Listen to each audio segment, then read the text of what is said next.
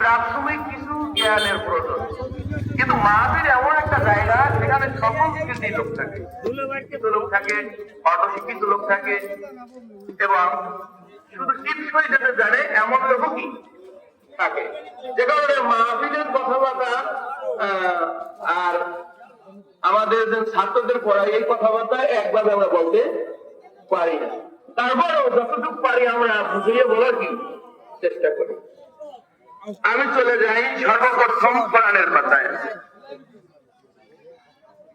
আল্লাহ তাআলা রব্বুল আলামিন বলেছেন, ওয়াইযা ক্বারাতাল কুরআনা ফাসতাইয বিল্লাহি মিনাশ শাইতানির রাজীম। এটা হচ্ছে আতফু, এটা হলো এটা জড়ক, এটা সময় বুঝাইছে। করাতা এটা মাজির সিগা, হাজেরের সিগা।